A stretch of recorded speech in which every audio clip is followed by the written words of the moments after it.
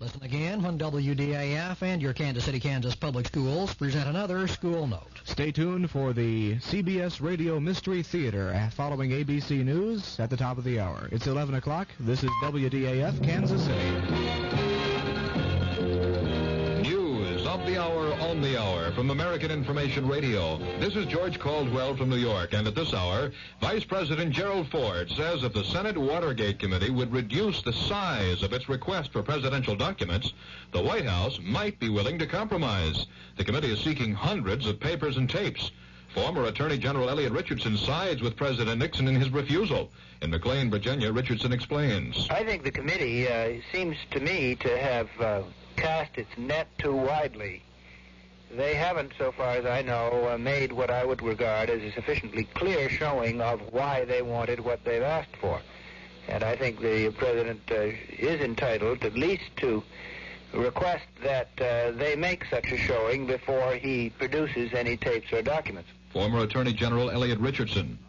Hope for changes in Arab oil policy. That story coming up. Drums. Drums.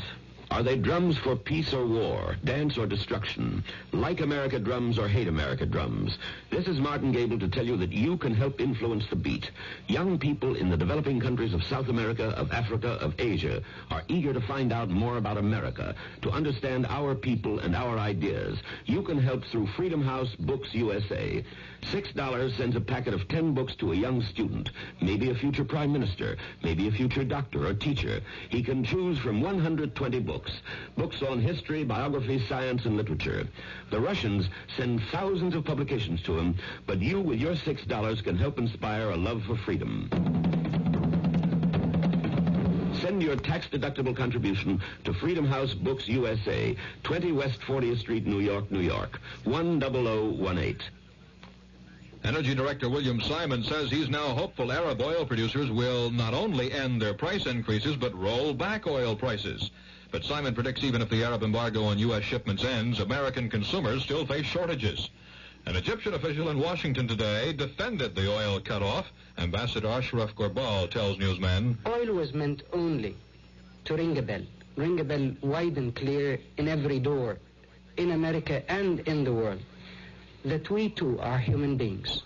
We too are suffering, and we have been suffering for the past 25 years. Gorbal is to be the Egyptian ambassador to the U.S. when diplomatic relations are restored. Gorbal was on the CBS program Face the Nation. Heavy rains have fallen throughout the day in Los Angeles. Forecasters predict more rain. It has set off mudslides, especially in the Topanga Canyon, 40 miles northwest of Los Angeles. However, there's one proposal for making good use of the weather. Correspondent Ann Kestner has details from Los Angeles. Here in California, there are those who are talking about tower power as an alternative during the energy crisis. The term refers to windmills atop towers on rooftops. Solomon Kagan, a young Guerneville, California businessman, is selling such windmills, which he imports from Australia. If the wind's blowing, the windmills, which cost $1,000 and up, can generate enough electricity to power homes much of the time. Extra power churned up by the wind generators can be stored in special batteries, good for 3 windless days. Ann Kestner, ABC News, Los Angeles. 11 people were killed tonight at Johnstown, Pennsylvania, when an Allegheny commuter flight from Pittsburgh crashed just 100 feet short of a runway. The 6 survivors of Allegheny 317 are in critical condition. The co-pilot is among the survivors. The plane, a Beech 99, struck approach lights recently installed to aid pilots making landings in bad weather at Johnstown, Pennsylvania. Country and Western singer Tex Ritter was buried today at Port Neches, Texas. Ritter died of a heart attack Wednesday at age 67. This is Information Radio News. From the Kurt Murr Sports Desk, the Kansas City Omaha Kings hope to be hosts for the National Basketball Association All-Star Game in 1975 or 1977. If the Kings are successful, the game will be played in Kansas City. General Manager Joe Axelson says he hopes to trade dates with Milwaukee or Phoenix so the All-Star contest can be played in the new sports complex. The arena is slated to open with the beginning of the 1974-75 basketball season. The Atlanta Flames of the National Hockey League acquired veteran center Brian Hextall today from the waiver list. He is the second Pittsburgh Penguin acquired by the Flames in the last few days. Earlier, the Flames traded for Al McDonough. Southwest Missouri captured the Missouri Intercollegiate Athletic Association basketball tournament crown by defeating previously unbeaten Lincoln University 80-75. Dennis Hill and Randy Major each scored 21 points for the victorious Bears, while Lincoln center Lamont Pruitt had 30 points. Northwest Missouri took third place in the tourney with a 70-68 triumph over the University of Missouri at Rolla. About 400 cheering, pennant-waving fans greeted the AFC champion Miami Dolphins today as they arrived in Houston to begin final drills for next Sunday's Super Bowl against Minnesota. As the crowd mounted to await the Dolphins' arrival, security police tried to move people behind a chain-link fence, but at least one man was immovable. He was Howard Twilley Sr., father of Dolphin receiver Howard Twilley. The fireworks begin Saturday in the Big 8 Conference basketball race. All 8 teams will be involved in their first family feuding of the 1973-74 campaign. The Kansas City forecast, fair and very cold for the rest of tonight, the low 5 to 10 below zero.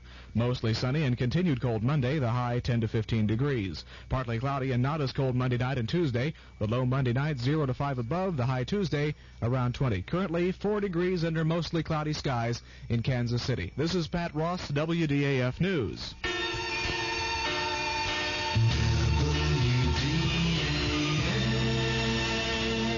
The CBS Radio Mystery Theater presents...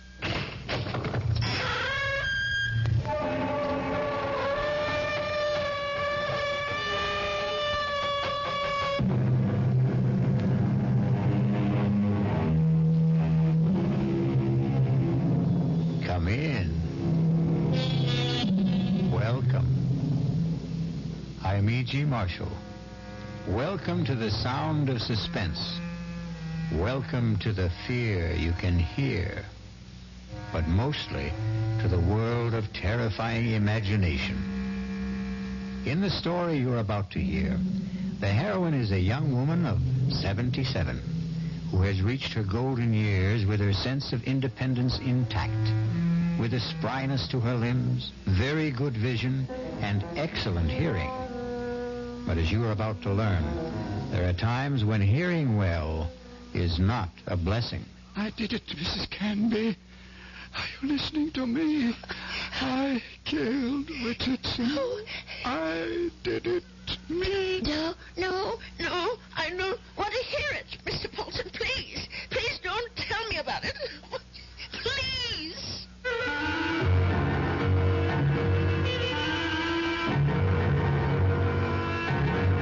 Our mystery drama, The Old Ones Are Hard to Kill, was written especially for the Mystery Theater by Henry Slessor and stars Agnes Moorehead.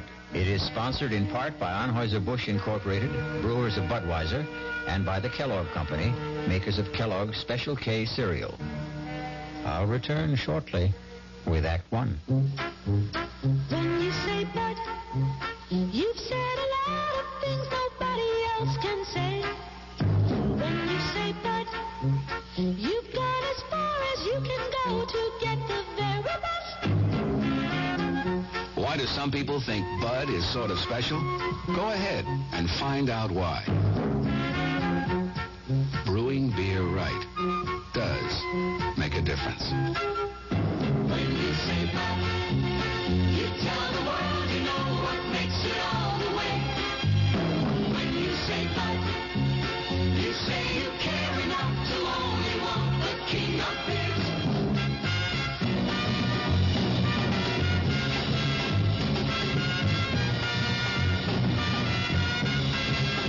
When you say Budweiser, you've said it all. I guess you can hear the music in the background. It's now 7:45. You hear the piano player playing, and we're down the floor of the Waldorf Astoria, and I'm going to talk to some people. Your name, sir?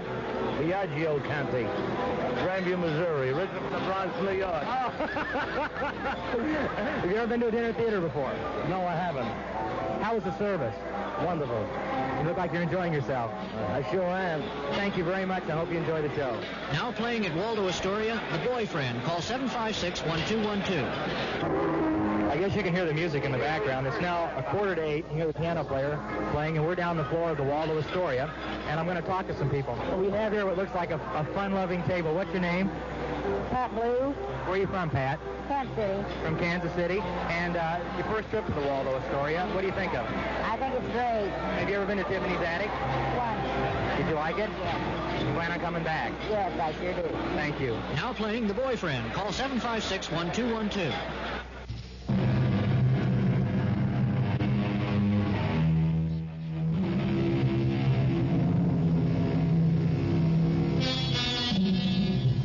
And now, here's Act One of The Old Ones Are Hard to Kill. It begins with a stethoscope, a blood pressure reading, an electrocardiogram, and an altogether satisfying report on the health of Mrs. Ada Canby. Well, can't see a thing to complain about, Ada. That little congestion you had last time is all cleared up. All in all, I'd say you're doing fine. For a woman my age, you mean? The older the chicken, the tougher it is to kill. That's what my grandmother used to tell me, and she lived to be 98. Speaking of relatives, you see much of Walter? My grandson? Oh, the usual once-a-year visit. And he always comes up with the same complaint. What's that? That I shouldn't be living all alone. That big house of yours must get pretty lonely sometimes. Well, the truth is, Dr. George, I'm not alone there. You're not? I decided to take in a boarder last month. Really? I haven't written Walter about it. I'm sure he'd object to my taking in a stranger, but there's really nothing wrong with Mr. Paulson, except his health, maybe. His health? What's wrong with him? Oh, the poor man's had a terrible cold for the past 2 weeks. Won't let me do a thing for him, though. Well, where did you meet this Mr. Paulson? Well, he answered the ad I ran. He's just back from South America. Been living in Brazil 3 years. He's a very nice gentleman, really. He keeps himself and tends his birds. He has the loveliest blue parakeets. You can hear them chirping all over the house. Oh, it's the friendliest sound. Well, I don't see anything wrong with what you're doing, Ada. Just make sure you don't go and catch the man's cold. There's not much chance of that. Poor man hardly ever leaves his room. Well, how much do I owe you? I'll send you the bill. I'm sure you'll forget all about it. Promise me you'll send it.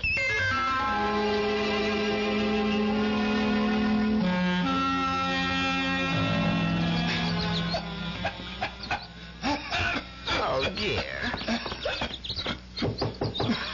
Mr. Paulson? Are you all right? Yes, Mrs. Canby. I'm all right. That cough sounds worse than ever to me. Why don't you let me fix you a little hot milk and honey? No, thank you, Mrs. Canby. Thanks very much. I'm going to try to get some sleep. Well, all right, if you say so. I guess it's time I was in bed myself.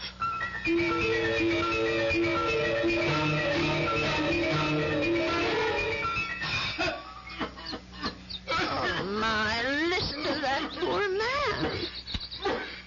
I wonder if he keeps his birds awake, too. Mrs. Canby, please, please. For heaven's sake, is he calling me? Mrs. Canby! He is calling me. I'm coming, Mr. Paulson. Oh, no. Where are those darn slippers? I'll be right there. What is it, Mr. Paulson? What's the matter? Mrs. Canby. Mr. Paulson, just look at you. Why didn't you tell me you were so sick? I would have called a doctor. No, too late now. Too late. I know a very good doctor. I saw him only this afternoon. I'll go and call him right now. No, please, listen to me. Well, I've got to get help for you, Mr. Paulson. I'm dying. Confession. Well, do you want a priest? Is that what you want? Richardson murdered 10 years ago. What? Murder. I did it. I killed him for money. I was paid. Did you hear me? Oh, Lord. Mr. Paulson, do you know what you're saying? Do you understand me? Lindell is innocent. I killed Richardson, not Lindell. Well, let me get help. And you can tell them yourself, Mr. Paulson, and the police and the doctor. You tell them, please. Tell them to free Lindell. He's innocent. Tell them I'm the one who killed Richardson 10 years ago. Oh, I don't know anything about such things, and I don't want to. I did it. I killed Richardson. I did it. I don't want to hear it. Please don't tell me. Please. Mr. Paulson, Mr. Paulson? Oh, dear God, I think he's gone.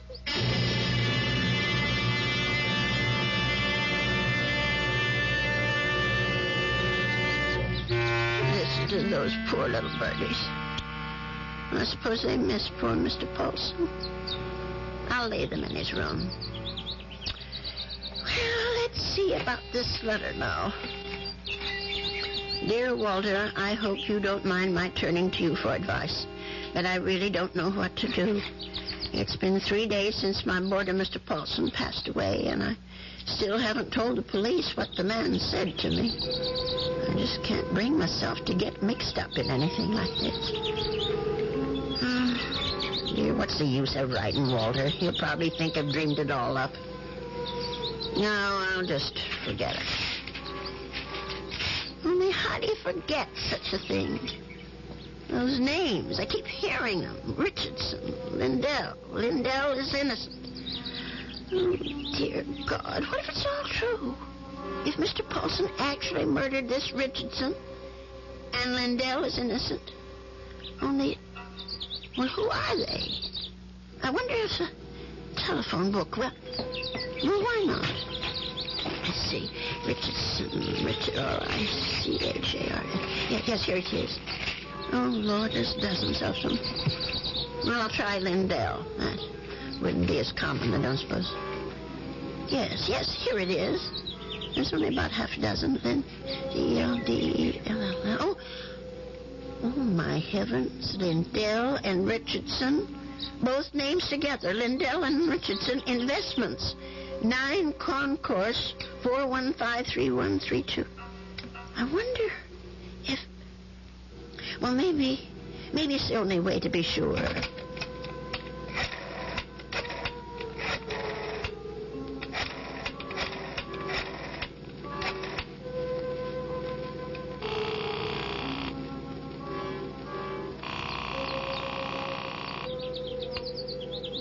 Oh, hello? May I speak to Mr. Lindell? He isn't? Well, then what about Mr. Richardson? Oh, I see. Well, is there someone there I can speak to? Yes, please. Thank you. Hello. This is Mr. Chelton. May I be of service? Well, maybe you can. I want to know about your Mr. Richardson, about when he died. I think I did business with him once, a long time ago. Well, it's 10 years, madam, just about. But if you're interested in investment advice... Well, I'll think about it. Thank you very much. 10 years. Well, it could be a coincidence. I guess it all depends on how he died. Well,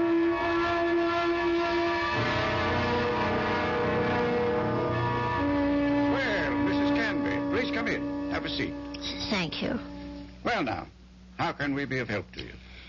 Well, I didn't come here to get help, Mr. Chelton. I came to help you, as a matter of fact. Or, rather, somebody you know.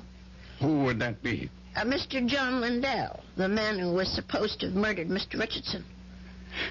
I'm afraid I'm not following you. Well, it took me all week to find out what happened to those two men, and finally I found the story in the old newspaper room down at the library about Mr. Lindell being indicted for killing his partner.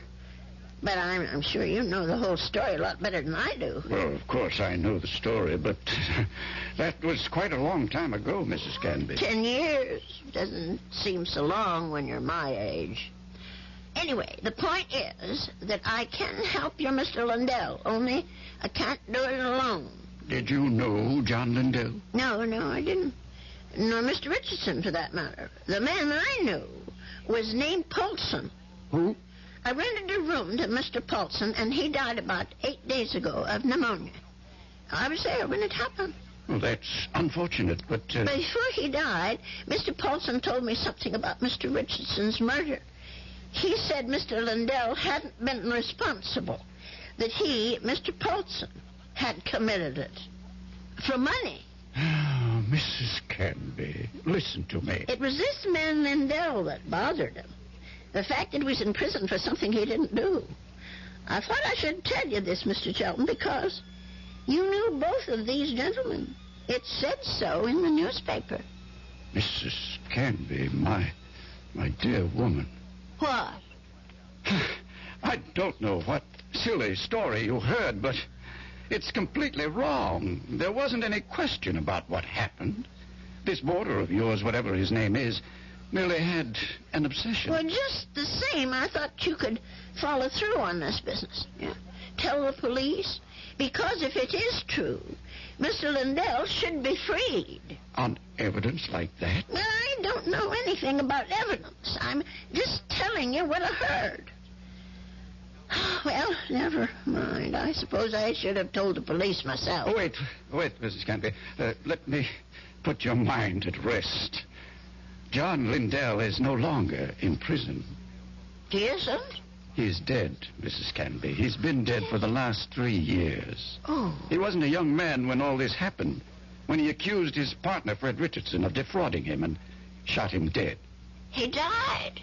In prison? Even if all you say is true, that this man was Richardson's murderer, you can't help John Lindell any longer. He's beyond that. But his name, don't you want to clear his name? Have you any proof, any living witness? Just myself. But you'd be willing to involve yourself? Start a whole new investigation? Open up the whole dreadful mess again? Mrs. Canby, do you know that John Lindell had a daughter? No. But wouldn't that be all the more reason to do something? His daughter's married, living in Minneapolis, a husband and 3 children. People have forgotten about her father by now. Would you want that poor woman to see his name dragged through the newspapers a second time? But if her father was innocent... Forget it, Mrs. Canby. That's my advice to you. The old wound is healed.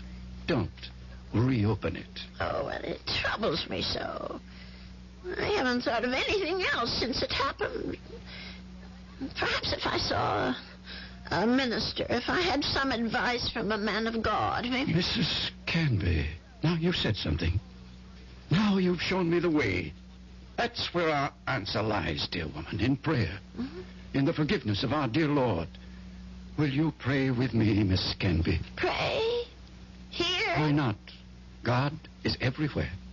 Please, join me. Dear Lord, tell us what to do. Give us your divine guidance. Show us the path to righteousness. Mr. Stelton, Help us, O Lord. Help us to understand. Teach us to forgive the sins of others and to forget them. To forget. I feel much better now, Miss Canby. Do you? I'm not sure. Let us turn this matter over to God, Miss Canby. Not to the police, but to the Lord. It's in His hands now. Don't you agree? Well, in a way, that's true. Since they're dead now. All of them.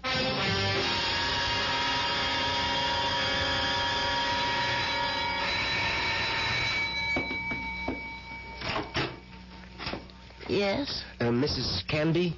Yes? My name's Stuart Winfield, Mrs. Canby. Mm-hmm. I understand you have a room for rent? Yes, I do. Well, I'm new in town. I just arrived from Philadelphia. I've been staying at a hotel, but I'd like something homier. Well, the room I have is $35 a week. I can't offer you any meals, but you can use the kitchen all you want. Well, that sounds good to me. Would you like to see the room? Yes, ma'am, I sure would. Well, come on in then. Thank you. By the way, how did you know I had a room for rent? I was going to place an ad this weekend. Oh, I guess someone at the hotel mentioned it. I forget just who. Say, this is a real fine old house, Mrs. Canby. Mm-hmm. I can see that I'm going to like this place. Just fine.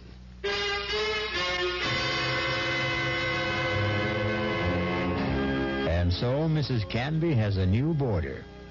He's a very personable young man, with a great deal more charm than old Mr. Paulson had. Perhaps in a little while, Mrs. Canby will be able to forget her former boarder and the shocking confession he made on his deathbed. I'll be back shortly with Act 2. And now another tale of the ball and chain. At Kellogg's Special K Presents Overweight on an overnight train. Is the seat taken? Please, sit down. You have exceptional legs. But why is one of them attached to a ball and chain? This ball and chain? It's a symbol. Funny, I would have sworn it was a ball and chain. I mean symbolic. Because carrying around a few extra pounds can be just like lugging around this ball and chain. I see. May I suggest something? Try a bowl of Special K skim milk, orange juice, and coffee. It's the Special K breakfast. Will it make me lose weight? No. You must also exercise and eat smart at every meal. I see. Do you know the Special K breakfast is less than 240 calories, 99% fat-free, and delicious? No, but if you hum a few bars over time... And that's another tale of the ball and chain. Your happy ending could begin with the Kellogg's Special K breakfast. That's Kellogg's Special K. Good night.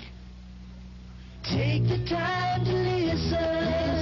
Take the time to care. If I know you understand me, then my mind is yours to share. Listen with your heart. Listen with your mind. When you really listen, love is what you find. How do you do, sir? My grandmother just died. I'm so happy for you. Meet Mrs. McNulty. How do you do? Hey, did you know you have spinach on your teeth? Oh, that's wonderful. This is Mr. Jackson. Nice to meet you. I have bubonic plague. Oh, yes, Mr. Plague. Meet Miss... Reception lines aren't the only places people don't listen. When you really listen, love is what you find. A thought from the Church of Jesus Christ of Latter-day Saints, the Mormons.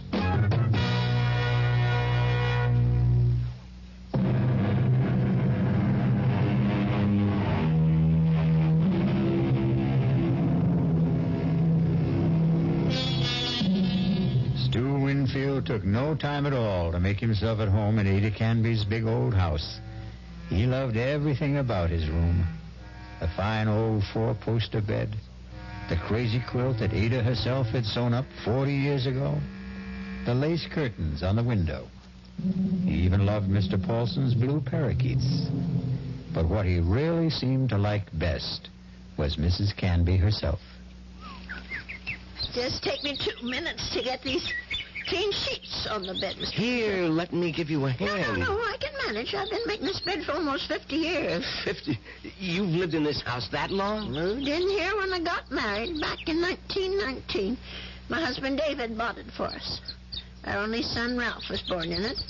And you've lost them both? Yes, they're both dead, but I haven't lost them. Oh, yes, I understand, Mrs. Canby. I guess I feel that way about my mom. Your mother's dead? Yes, she died when I was 2. Oh. Listen, Mr. Winfield, are you sure you want these birds in your room? I could take them to the parlor if you want. No, I think they're great. I think everything's great about this house. But there is something you can do for me. What's that? Would you mind not calling me Mr. Winfield? Oh? That's what they call my father. My name's Stuart. Well, all right, Stuart.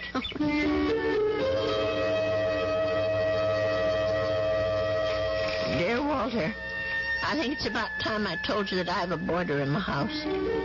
Mr. Winfield is the nicest young man you could want to meet. He's a great deal friendlier than my first gentleman, Mr. Paulson, and he seems to like nothing better than to sit around evenings and talk. We talk about his home and his parents and his plans for the future. I think the poor boy misses his home and family, and I'm sort of a substitute for all that. You know, it isn't really fair, Mrs. Canby. You said I had kitchen privileges, but that doesn't mean you have to cook for me. Well, it's a pleasure, Stuart. I haven't had anyone to cook for in years. You're kidding. You mean to say you cook this good without practice? Oh, you're just being nice. I'm sure that stew is just plain ordinary. It's terrific, no kidding. It tastes like, well, it It tastes like home, if you know what I mean.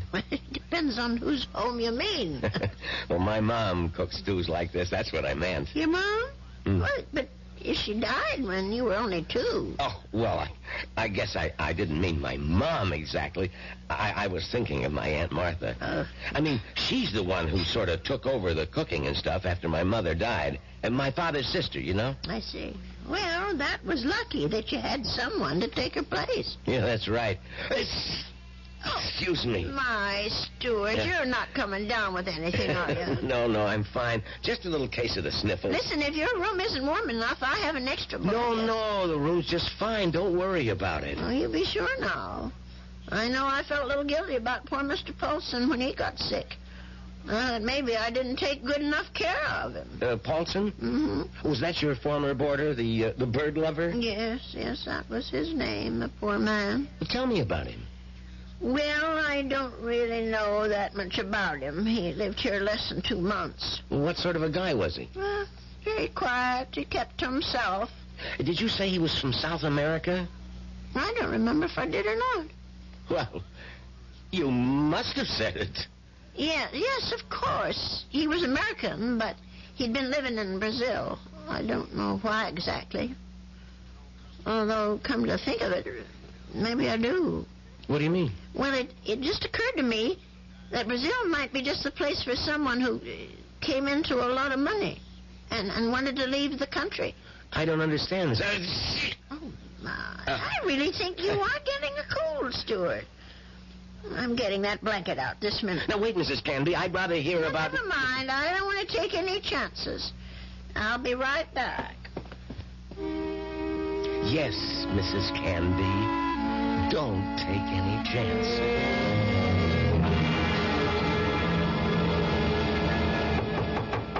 Stuart? Yes? Come in. I brought you a tray, Stuart. Oh. No, you shouldn't have gone to all that trouble, Mrs. Canby. Wasn't the least bit of trouble. Besides, you've got to have some supper. Feed a cold and starve a fever. That's what I mean, I was going to come out to the kitchen and get myself a sandwich or something. You didn't have to bring it to me. Oh, look at that. Is that roast chicken? Well, that's what it's supposed to be. I hope it tastes all right. Noodle soup with dumplings. Mrs. Canby, you're spoiling me rotten. Do you know that? Yeah, I just thought it'd be a good idea if you stayed in bed and took it easy. You weren't planning to go out tonight, were you? No, I was just going to stay in and read for a while. Maybe watch television. Oh, that's good. Here, I'll just set this tray down. Oh, the service here is just too good. Oh, we never finished our talk the other day about that boarder of yours, Mr. Paulson. Well, there's not much to say about him, really. Well, you said something about his living in South America. You said you thought you understood why he was living there. Sounded real interesting. Well, the truth is, Stuart, there is something to tell about Mr. Paulson. Maybe you can help me feel better about it all. About what? Now, I'm not going to tell you if you don't eat. All right, Mrs. Canby, I'll eat. Well, it happened just about 3 weeks ago.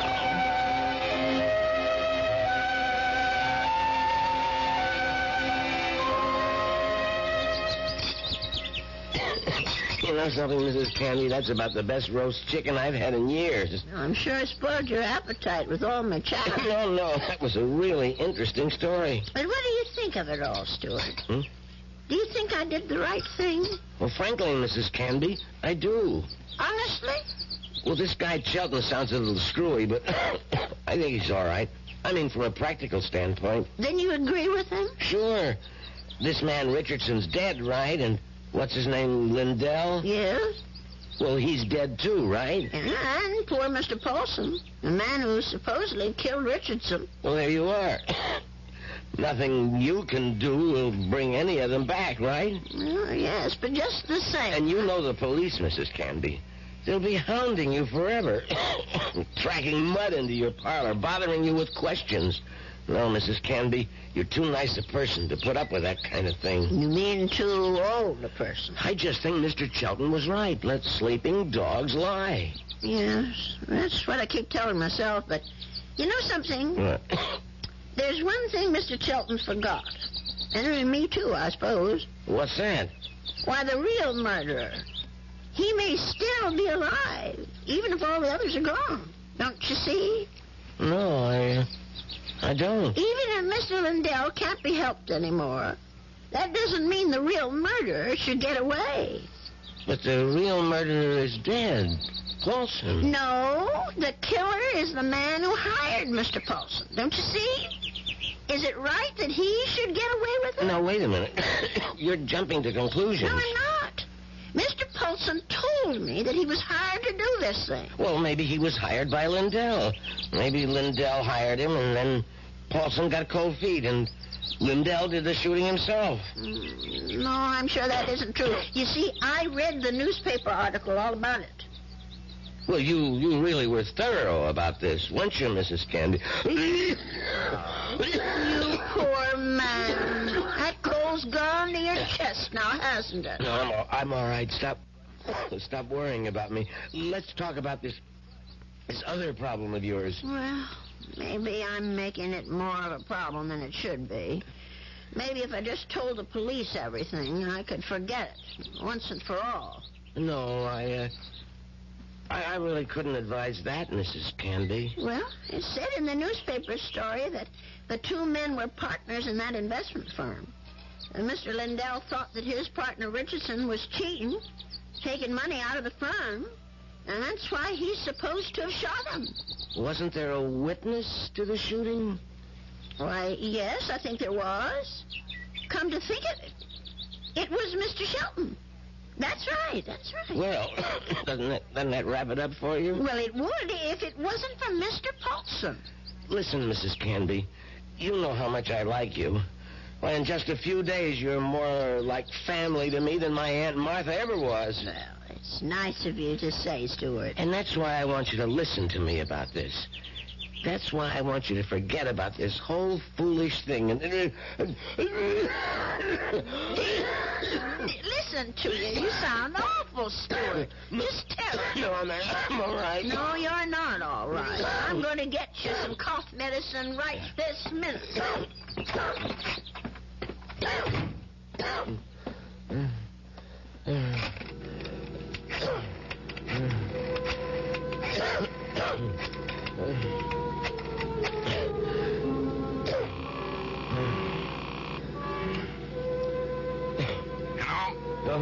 Mr. Chelton, it's me, Winfield.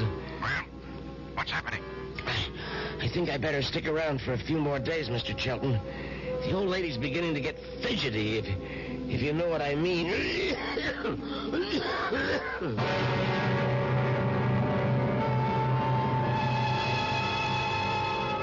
Well, something tells me that Stuart Winfield isn't such a nice young man after all. Could it be that he wasn't telling Mrs. Canby the truth about his dear mother and his Aunt Martha? Could he have not told her the truth about his plans for the future? Of course, the real issue is, what sort of plan does he have for Ada Canby's future? I'll be back shortly with Act 3. I'm Hy Brown, and as producer of Radio Mystery Theater, welcome to the premiere of an exciting venture in modern radio, the return of spine-tingling suspense and mystery 7 times a week with fine actors and actresses and one other star player. Your imagination. We'd like to hear whether you're glad radio drama is back. So we're holding a weekly drawing for 3 weeks with 50 prizes a week, 2 AM/FM stereophonos, 2 travel clock radios, and 46 anthologies of modern suspense. All you do is send us your name and address to Mystery Theater, Box 50, Radio City Station, New York 119.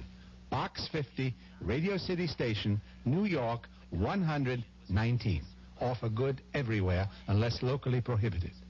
Our drama continues in 1 minute. Who knows how to help you solve your shopping problems? Your Better Business Bureau knows. But they advertised this chair for $50, and now they won't sell it to me. They're even trying to get me to buy one for $100. Isn't there anyone who can tell me what to do? I can, madam. But who are you? I'm the man from the Better Business Bureau. And when someone advertises an item and then won't sell it to you when you come into the store, but tries to get you to purchase something at a higher price, you may be the victim of a scheme known as bait and switch. Don't fall for it. In most places, it's illegal. Oh, sir, how can I ever thank you? No need to thank me, madam. That's what Better Business Bureaus are for, to help consumers get a fair deal.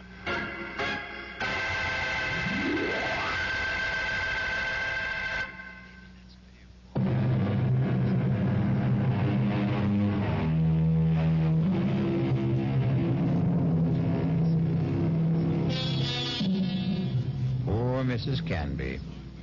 She isn't sleeping well tonight. But of course, Mrs. Canby has good reasons for insomnia. Her thoughts are whirling. Her boarder steward was right. She doesn't want the bother of going to the police. And she firmly believes in the old adage, if you don't trouble trouble, trouble won't trouble you. But still... Oh, my. I'm just never going to get to sleep tonight. Poor Stuart. He's still coughing. I'm sure that room is just too drafty.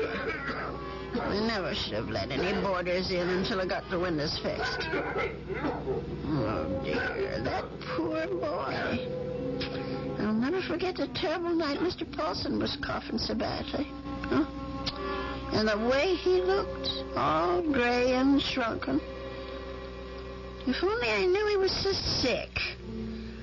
No, if only he'd never even come to this house. Mrs. Canby, I killed Richardson. I did it. Will I ever forget the sound of that man's voice? Lindell is innocent. Lindell is innocent. That poor man. All the years he spent in jail for something he didn't do. Let sleeping dogs lie, Mrs. Canby. My Aunt Martha always said, let sleeping dogs lie. Oh, if only I could get some sleep. Let us turn this matter over to God, Mrs. Canby. Not to the police. Not to the police. Not to the police. What a strange man he is, that Mr. Shelton. Where he talked about God, praying at his desk. Of course, God is everywhere, but his desk. I killed Richardson. I murdered him for money. I was paid. Paid? Someone had to pay him. Mr. Paulson wasn't the only guilty one. Someone else was, too. Forget. Oh, dear Lord. Mr. Shelton. Shelton, what did that newspaper article say? The chief witness against Mr. Lindell was Arnold Shelton. But how could he be a witness to something that never happened? How could he be? I'll have to tell someone. I'll have to talk to someone. Yes, I'll tell Stuart about it. In the morning.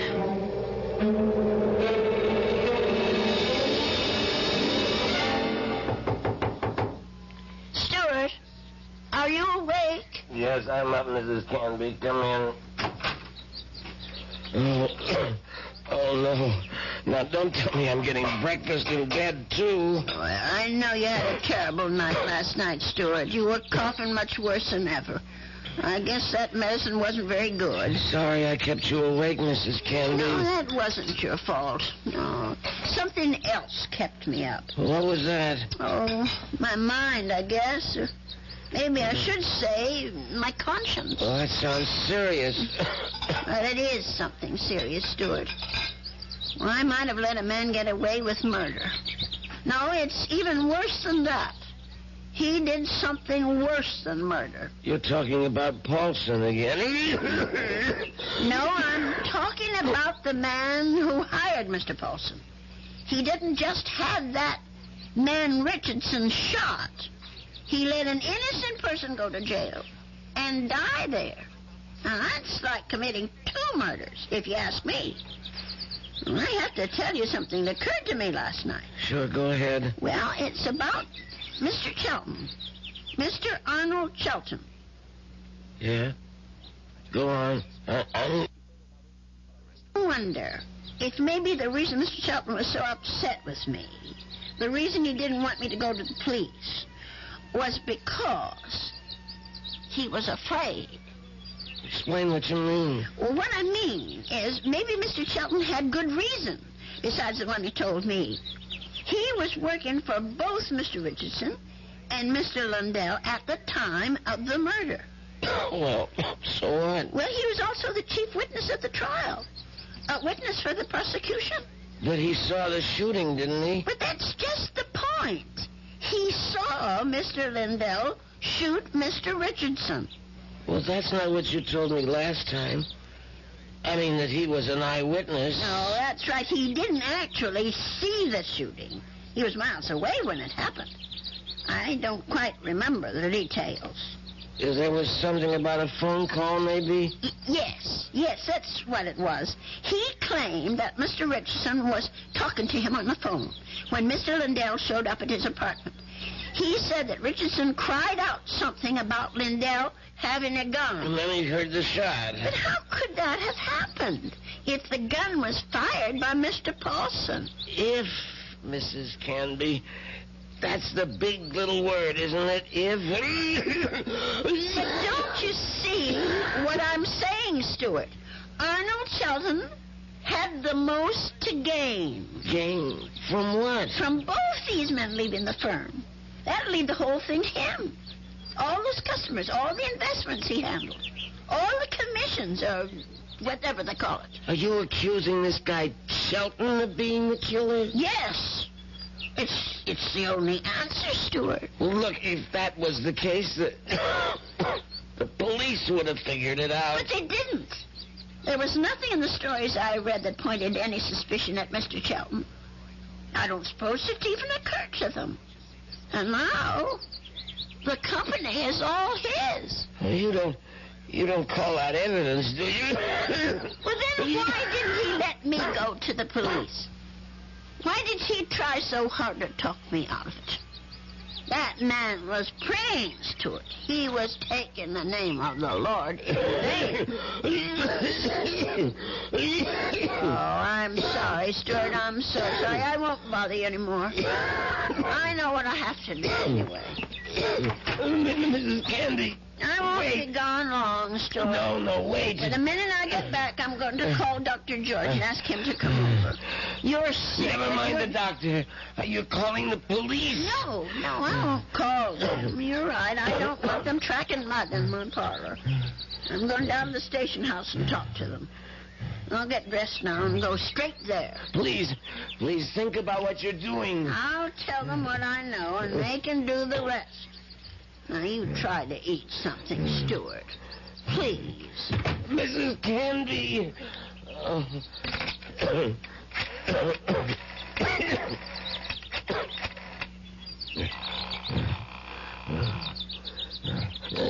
Sheldon? What is this, Winfield? I told you not to call me in the office. It's an emergency. You sound terrible. What's the matter with you? I'm sick. Only you're going to be a lot sicker. What are you talking about? The old lady. I can't stop her. She's decided to talk. What? She figured it out. Figured out exactly what you did, Sheldon, and how you did it. You fool. You've got to stop her. Do you hear me? That wasn't part of the deal, Sheldon. It's all of the deal now. The price didn't include anything like that. The price just doubled. Old ladies are always having accidents. Make her have one. Make her have one now, Winfield. All right. She's gonna have a fall down the cellar steps. Right now. I gotta get my robe on and my slippers. I gotta hurry.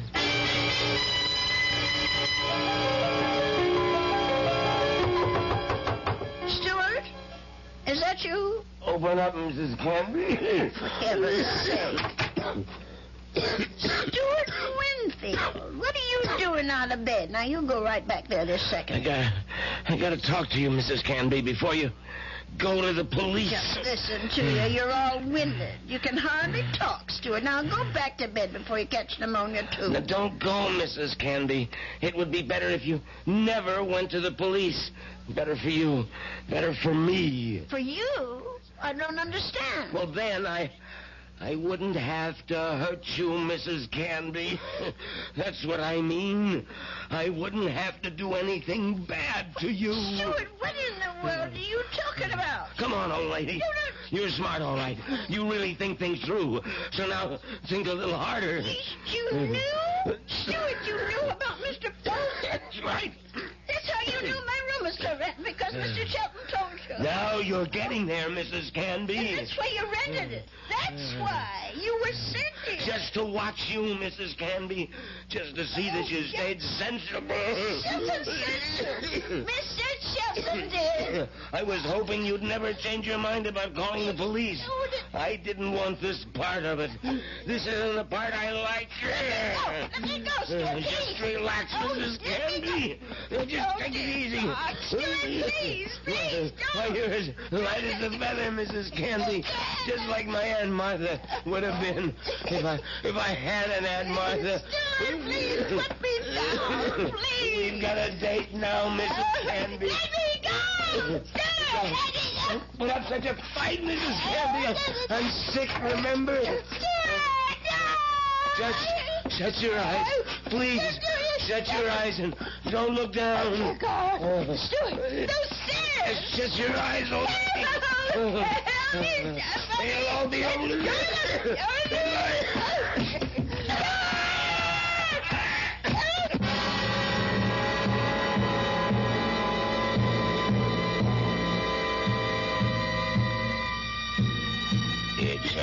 It's all right now, Ada. Just be glad that it wasn't you at the bottom of those stairs. Well, will he be all right, Dr. George? Now, what do you want to worry about that man for? Truth is, his injuries don't amount to very much. A couple of broken ribs seem to be the worst of it. But he'll be a patient for some time before they can put him in prison where he belongs. Him and his friend. What was that man's name again? You mean Mr. Chelton? Have they arrested him? Yeah. That's what the police detective said. I don't understand. Stuart's injuries aren't serious. It's not the fall that made Winfield so sick. His case was diagnosed as simple pneumonia at first. And then I remembered about your first boarder. Nelson, was it? Paulson. Yes, Paulson. But he had pneumonia, too. He died of it. Oh, is pneumonia contagious? Yes, it is, but this disease was even more contagious. It's a pneumonia caused by a disease called psittacosis, better known as parrot fever. You get it from sick birds, like the parakeets in your spare room. Oh, no. Mr. Paulson's bird. Sorry, Ada, but they had to be taken out and destroyed. Oh, what a shame. There's one reason I feel sorry for them. They saved your life. Made Mr. Winfield too weak even to throw a little old lady down a flight of steps. Those poor little creatures. Yeah, but you can be grateful they didn't make you sick, too. Parrot fever is so contagious that no more than one person in 1,000 could be exposed to it and escape infection. It was pretty darn close to a miracle, Ada. They're hard to kill, Doctor. Remember? The old ones are hard to kill.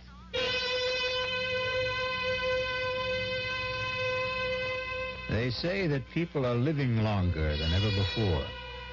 And when we look at Ada Canby, we can understand why. She's a tough old lady. So tough she could withstand the threats of man, beasts, and bird. So let that be a warning to all those who think that our senior citizens are easy prey for crime. Watch out. They may turn the tables on you. Or the stairs. I'll be back shortly. This is Phyllis Diller. Playing comedy and being funny is my life. Now, when you hear my voice, you expect a joke and a laugh. But my kind of laughs and jokes are no help at all to a very special kind of people, mentally retarded children. You can help by being someone who cares, someone who will help. With help, with proper training to stimulate his mind, and with love and patience, every single mentally retarded child can gain a better understanding of his world. But this takes a lot of work and so much time. It's a big job. Won't you help the people who are trying to get the job done? Your local association of the National Association for Retarded Children. Call them.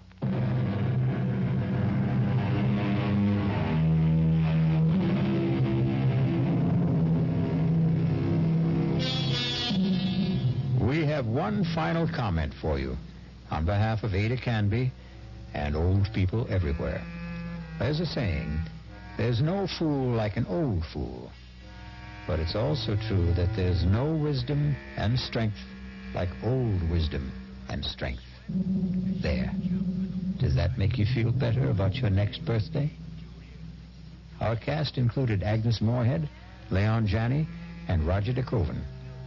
The entire production was under the direction of Hyman Brown. Now, a preview of our next tale. You spoil me shamefully.